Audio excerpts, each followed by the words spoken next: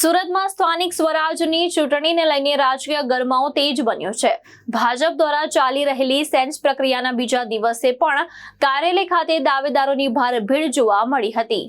સુરતમાં ભાજપની સેન્સ પ્રક્રિયાનો આજે બીજો દિવસ રહ્યો, જેમાં વહેલી સવારથી જ ભાજપ કાર્યાલય ખાતે દાવેદારોની ચહેલ પહેલ જોવા મળી। વોર્ડ નંબર 13 સહિત વિવિધ વિસ્તારોમાંથી દાવેદારો મોટી સંખ્યામાં પોતાના નામ નોંધાવવા પહોંચ્યા હતા। આ દરમિયાન SGCCIના પ્રમુખ નિખિલ મદ્રાસી પણ વોર્ડ નંબર 13 પરથી દાવેદારી નોંધાવવા માટે ભાજપ કાર્યાલય ખાતે હાજર રહ્યા હતા। ત્યારે નિખિલ મદ્રાસીએ શું જણાવ્યું તે સાંભળીએ।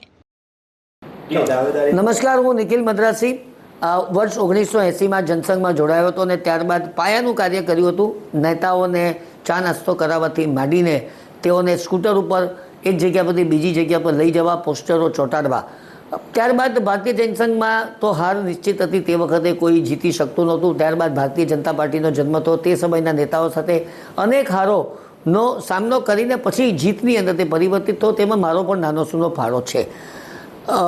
વર્ષ 1992માં મને ટિકિટ પણ મળી હતી મહાનગરપાલિકાની, પરંતુ કોમ્યુનલ રાઇટ્સને કારણે એ ચૂંટણી કેન્સલ થઈ હતી। 1995થી 2015 હું ઇલેક્ટ્રોનિક મીડિયામાં હતો।